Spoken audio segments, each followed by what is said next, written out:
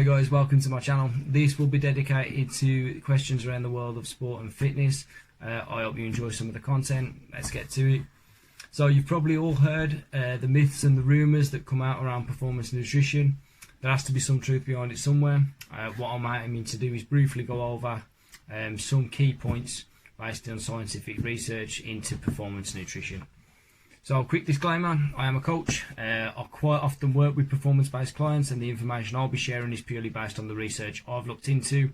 I'm not a dietitian, and for any in-depth specific nutritional advice, I would recommend you go and seek that advice from a dietitian.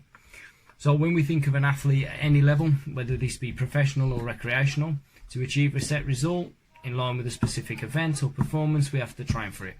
If you're working with a coach, you may have heard your coach talk about periodization. Now, in some form, every coach will use periodization, whether this be intensity, volume, duration, or even the types of exercise you do at a set time of year, month, or the weeks leading up into your event. So, if we're using periodization for our training, we can also look to apply this kind of concept to our nutrition, therefore benefiting overall performance. Typically, this may depend on what type of athlete you are as to where your caloric intake is throughout the season. An example of this might be if you're a strongman, chances are you're quite often in a calorie surplus to allow you to get the maximum strength you need and train with as much volume and as intensity as your body will allow leading up to that event. Whereas if you're involved in a sport such as boxing, you may need to drop your calories into a calorie deficit leading up to the fight to allow you to make weight for said fight. So whatever the sport, whatever the word always comes up is carbohydrates. So often there are rumours around endurance athletes eating huge quantities of complex carbs pre-event. What we know is that endurance athletes do often use simple carbs in the form of energy gels and drinks to allow peaks in the blood sugar levels. This is often described as a sugar rush, which you may have heard of. Now, there's new research coming out every year in regards to optimising our nutrition to allow for improved performance. One of the main scientific pieces of research in around carbohydrates is periodization. In short, how these work with our glycogen stores. So our glycogen stores are often spoken about in the fitness world as needing to be at 100% when we're training, or if not, your performance will suffer. New research shows that that's not exactly true. So with endurance-based sports, periodization of the glycogen stores will actually elicit a response in the cells to show positive adaptations into skeletal muscle, therefore optimizing performance. So as a coach, you may adjust your reps, sets, volumes of training.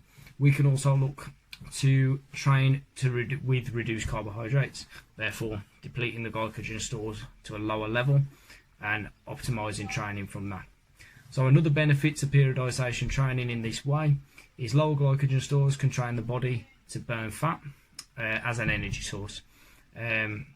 So in an endurance-based setting, such as a cycle or runner, they've almost got like a backup plan or a plan B.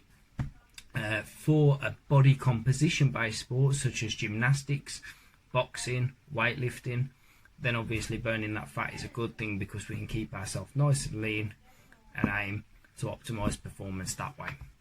So there's numerous ways of looking at periodization of carbohydrates and when to eat more, when to eat less, training with higher and lower levels. One simple way to do this is every 2 days, train twice a day.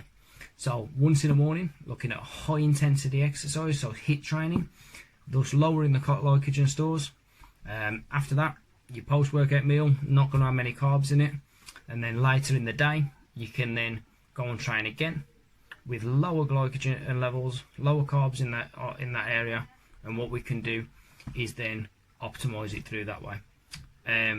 With that, later in the evening will allow you to have more of a carb-based meal, so you can load up with your carbs then, ready for the next day, and replenish those glycogen stores, which having carbs in the evening has also been linked to improved sleep. Who doesn't want that? So now this is not to say that you must decrease your carbs all the time to enable better performance. What I'd recommend doing is discussing it with your coach. Go check out some further research into the factors to consider, such as fasted training, sleep, and the type of training you're doing at the time.